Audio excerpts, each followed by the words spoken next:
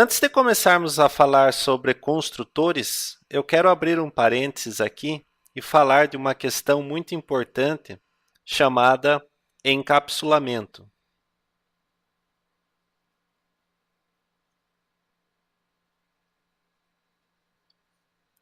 Este termo dentro da programação orientada a objetos significa proteger o acesso aos membros da classe do mundo externo. Vamos dar uma olhada lá na nossa classe aluno. Aqui temos dois atributos públicos chamados código e nome, que são visíveis ao mundo externo. Esse tipo de modificador de acesso, public, ele permite que qualquer outro objeto, ou qualquer outra pessoa, ou qualquer outro programador atribuam valores indevidos a eles. Por exemplo, imagine que a regra de negócio da universidade estipule que os códigos de cada aluno devem ser maior que 0. Estando o atributo código definido como público, não há controle algum que impeça que um valor negativo seja atribuído a ele. Então, por exemplo, eu vou atribuir aqui o código ao aluno A1 menos 500, por exemplo, e vou mandar exibir esse código. A exibição de dados no console é feita através do objeto cout, seguido dos operadores menor, menor e o que eu quero exibir. Eu quero exibir aqui o código do objeto A1.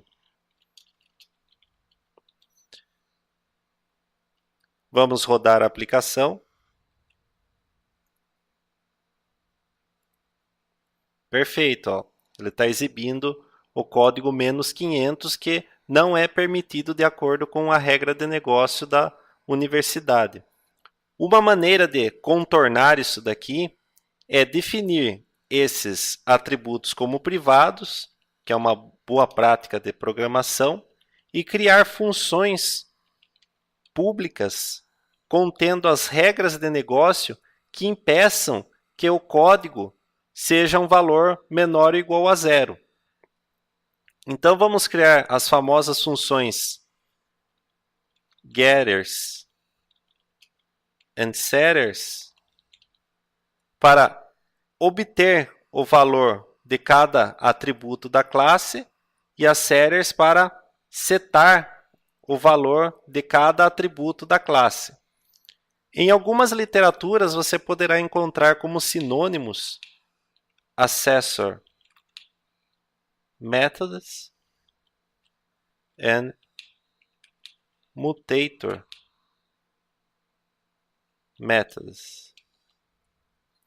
Esta é uma boa prática de programação, definir os atributos como privado, a menos que você tenha uma razão muito forte para deixá-los como público, caso contrário, deixe-os como privados, e criar funções públicas chamadas de getters and setters para, respectivamente, obter o valor de cada atributo e setar o valor de cada atributo.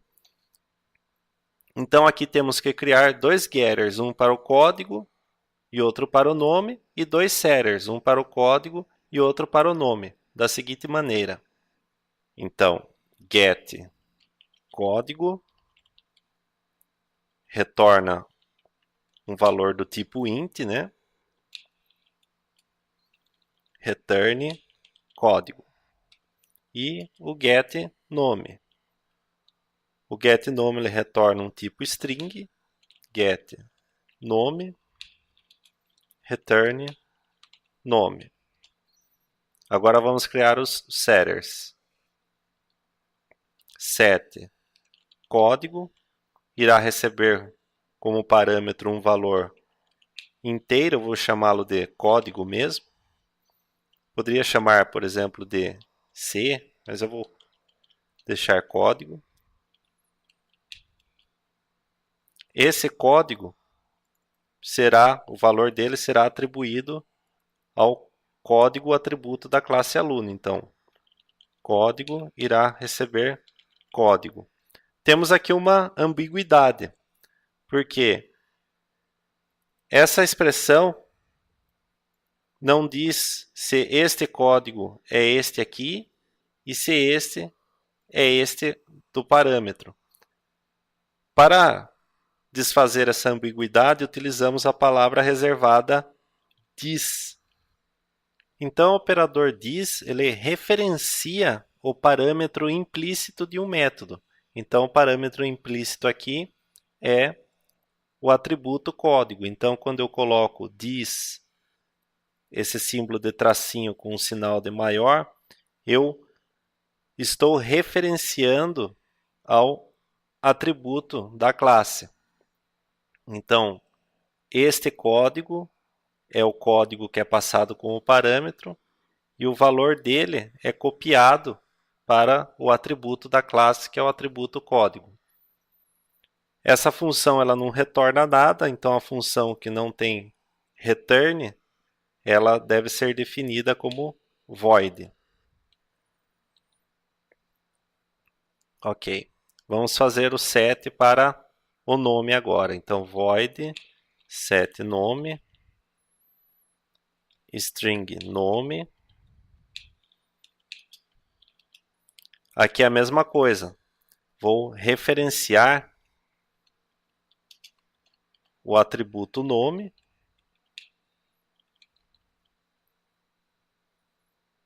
Então agora, observe, se eu descomentar essa linha,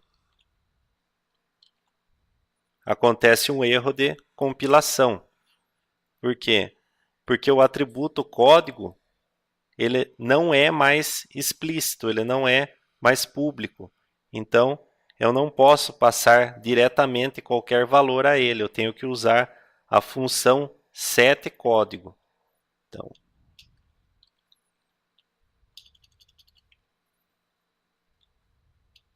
setCódigo, vou passar o valor menos 500.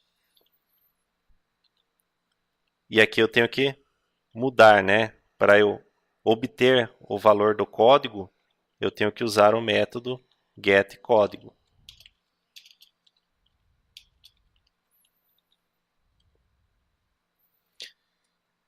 E aqui dentro do método setCódigo eu defino a regra do negócio.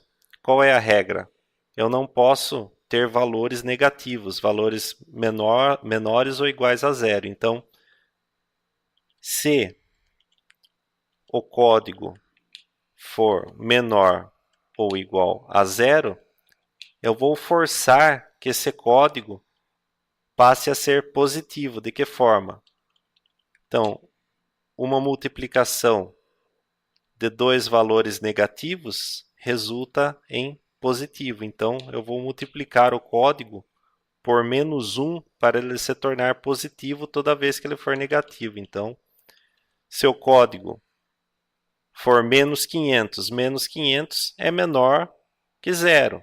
Então, ele cai nessa chave do if. Ele vai ser multiplicado por menos 1, ele vai se tornar 500 positivo e ele vai ser atribuído ao atributo código.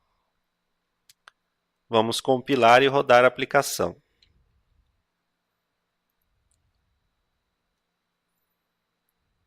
Perfeito. Ó. Eu criei um validador que mantém a regra do meu negócio. Então, eu não consigo mais inserir valores negativos a código. Então, se eu passar essa classe aluno para um segundo ou terceiro programador, ele não precisa necessariamente saber a regra do negócio em relação ao código. Por quê? Porque a própria função setCódigo já trata essa questão. Então, acabamos de aprender aqui funções em C++. Então, a função ela tem um nome, um valor de retorno. Caso ela não tenha valor de retorno, eu defino ela como void.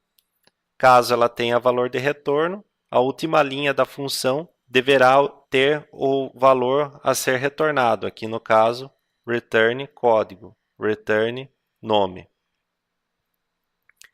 E existe um outro tipo de função, uma função especial muito utilizada na programação orientada a objetos, que é a construtor. Agora sim, vamos falar das funções construtoras de uma classe. Vamos dar uma lida na definição de construtores. Então, construtores são funções ou métodos que facilitam aos programas a inicialização dos dados membros da classe. Até então, estamos utilizando as funções setters para inicializar os dados membros da classe. Você verá que eu posso utilizar construtores para fazer essa inicialização. Um construtor, por definição, ele necessariamente deve possuir o mesmo nome da classe. Então, no caso da classe aluno, o construtor da classe se chamará aluno. Uma classe pode ter mais de um construtor. Um construtor pode possuir 0, 1 ou mais parâmetros. Um construtor não tem valor de retorno, então você jamais irá ver dentro de um construtor a palavra return. E, obviamente, um construtor é sempre chamado quando o objeto é criado, já que ele é um inicializador dos dados membros da classe. Vamos criar lá um construtor para a nossa classe aluno. Então, o construtor, ele necessariamente deverá possuir o mesmo nome da classe. Ele poderá ter 0 ou infinitos parâmetros. Eu vou criar um construtor com 2 parâmetros, código e nome. E tal construtor ele vai servir para inicializar código e nome quando um objeto aluno for criado. Então,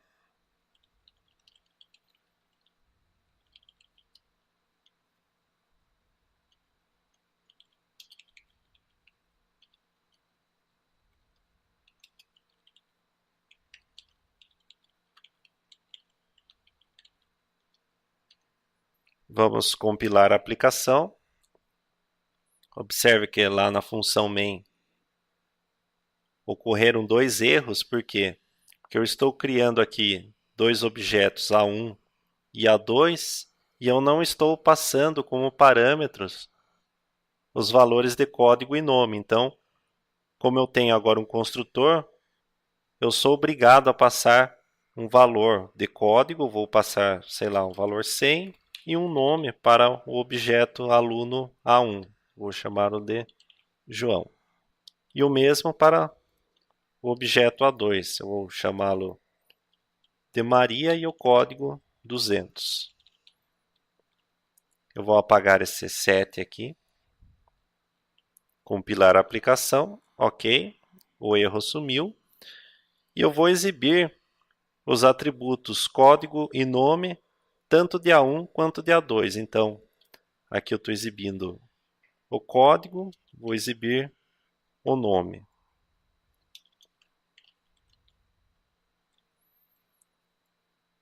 E o mesmo para A2. Vou exibir o código do A2, só lembrando de trocar aqui por ponto, né? Porque o objeto A2 ele está sendo criado numa estrutura de pilha, então quando criamos o objeto dessa forma, o acesso aos membros é através de ponto. 2 ponto. Ok. Vamos compilar e rodar a aplicação. Perfeito, funcionou. 100 João, código 200 Maria. Aqui ficou tudo junto porque não houve quebra de espaço. Para você fazer quebra de linha em C++, você utiliza a palavra reservada NDL. Então é só colocar aqui a palavra reservada no final da expressão.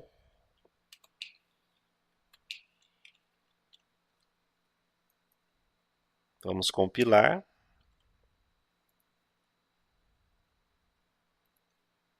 Perfeito.